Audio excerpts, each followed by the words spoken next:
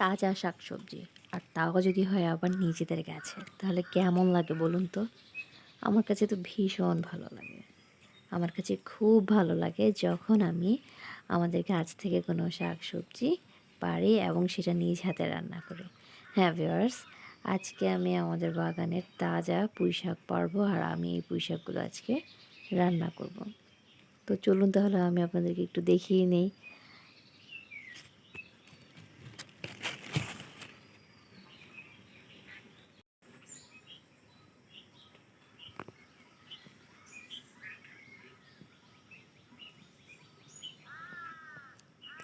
Hello viewers, আসসালামু আলাইকুম। Village kitchen and cooking channel থেকে সবাইকে জানাই অনেক অনেক ওয়েলকাম। কেমন আছেন সবাই? আশা করি অনেক অনেক ভালো আছেন, সুস্থ আছেন। আলহামদুলিল্লাহ, আমিও অনেক ভালো আছি। চলে এসেছি আরও একটি নতুন ভিডিও নিয়ে। আশা করি আপনাদের সবার কাছে ভালো লাগবে। তো দেখতে পাচ্ছেন ভিউয়ার্স, এগুলো হচ্ছে আমাদের গাছের পুঁইশাক, আর একদমই তাজা এবং টাটকা। আজকে আমি এখান থেকে পুঁইশাক পারবো আর পেড়ে রান্না করব। তো সাথেই থাকুন, দেখতে থাকুন, কোথাও যাবেন না কিন্তু। এবং প্লিজ ভিডিওটি প্রথম থেকে শেষ পর্যন্ত দেখুন, প্লিজ টানবেন না, টেনে টেনে দেখবেন না। এবং হচ্ছে আপনারা কিন্তু অনেক ভিউয়ার্সরাই আছেন যারা আমার ভিডিওটি দেখেন, দেখে কিন্তু চলে যান। কিন্তু আপনারা কেন ভিডিওটি দেখে চলে যান বলেন তো? কেন আমার চ্যানেলটি সাবস্ক্রাইব করেন না? প্লিজ প্লিজ প্লিজ ভিউয়ার্স, আপনারা আমার ভিডিওটি দেখেন, সেজন্য আপনাদেরকে ধন্যবাদ। কিন্তু প্লিজ আপনারা প্লিজ আমার চ্যানেলটি সাবস্ক্রাইব করবেন এবং পাশে থাকা বেল বাটনটি অন করে দিবেন। এবং আমার ভিডিওগুলো ভালো লাগলে অবশ্যই লাইক, কমেন্টস অ্যান্ড শেয়ার করবেন।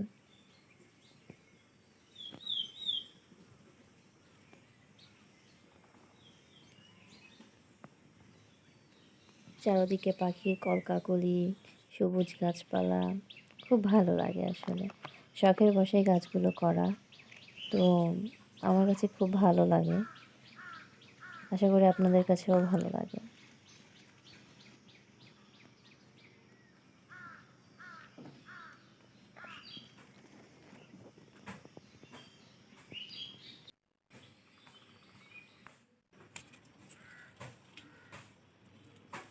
তো শাকগুলো পেড়ে নিচ্ছি, সাথেই থাকুন, কোথাও যাবেন না কিন্তু, দেখতেই থাকুন। তো আমি এখান থেকে কিছু শাক পেড়ে নিতে বলেছি আমার আম্মুকে। আমার আম্মু পুঁই শাক কেটে নিচ্ছে।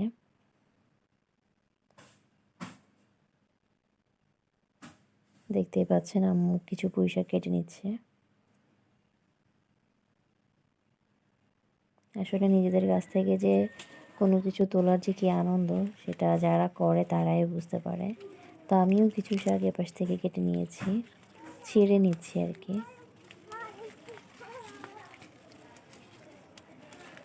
আসলে তেমন একটা নেওয়া হয় না, দেখা গেছে যে গাছে অনেক শাক শুকিয়ে যায়, নষ্ট হয়ে যায়, নেওয়া হয় না তেমন একটা। তো আজকে ভাবলাম যে কিছুটা নিয়ে রান্না করি। আর এগুলোতে তেমন কোনো সার দেওয়াই হয় না, একেবারে সারমুক্ত, একেবারে তাজা টাটকা। তো আমি শাকগুলো ছেড়ে নিচ্ছি, আর আম্মু কিছু শাক কেটে নিয়েছে। তো আমাদের কেটে নেওয়া কমপ্লিট।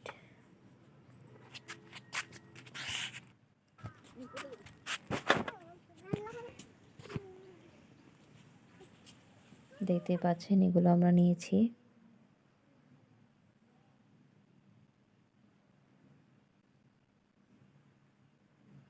আমি আর আজকে আর নেব না, এগুলোই রান্না করব আজকে।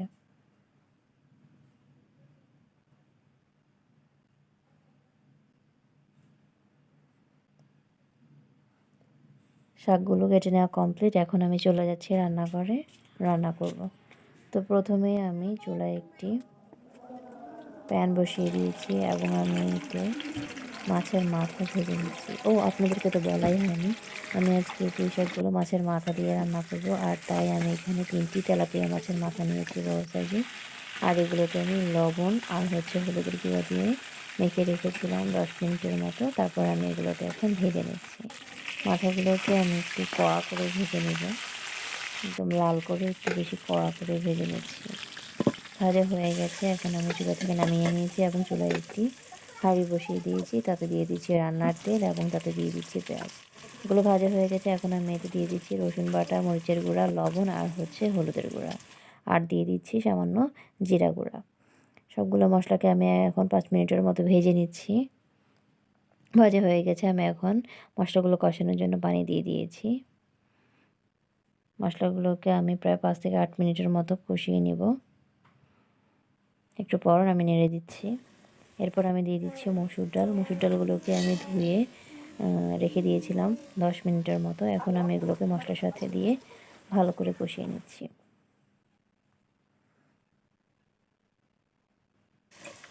এরপর আমি দিয়ে দিচ্ছি কিছু পানি। তারপর আমি ঢাকনা দিয়ে ডালগুলোকে কিছুক্ষণ সিদ্ধ করে নেব।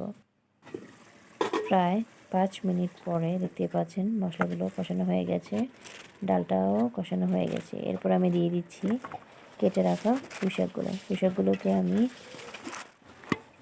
কেটে ধুয়ে নিয়েছি এবং আমি এই শাকগুলো দিয়ে দিচ্ছি, ঢাকনা দিয়ে দিচ্ছি। তো 5 মিনিট পরে আমি ঢাকনা তুলে পুঁইশাকগুলোকে ভালোভাবে ডাল মশলার সাথে ভালো করে মিশিয়ে দিচ্ছি। এভাবে কিছুক্ষণ পর পর আমি নেড়ে দিচ্ছি। দেখতেই পাচ্ছেন প্রায় শাকগুলো দেওয়ার প্রায় 10 মিনিটের মধ্যে দেখতে পাচ্ছেন শাক থেকে অনেক পানি বেরিয়ে এসেছে এবং শাকগুলো কিন্তু প্রায় 30%-এর মতো সিদ্ধ হয়ে এসেছে এবং কিন্তু ঝোলটা অনেকটা শুকিয়ে এসেছে। এবং আমি এই পর্যায়ে দিয়ে দিচ্ছি তরকারির ঝোলের জন্য পানি। তো দেখতে পাচ্ছেন তরকারির ঝোলটা কিন্তু বলক এসে গেছে। এই পর্যায়ে আমি দিয়ে দিচ্ছি ভেজে রাখা মাছের মাথাগুলো দিয়ে দিয়েছি মাছের। এখন আমি এগুলোকে আরও 15 মিনিটের মতো রান্না করে নেব। তো ভিউয়ার্স, আপনাদেরকে বলে নিই, যারা যারা এখনও পর্যন্ত আমার চ্যানেলটি সাবস্ক্রাইব করেননি তারা প্লিজ আমার চ্যানেলটি সাবস্ক্রাইব করবেন এবং পাশে থাকা বেল বাটনটি অন করে দেবেন।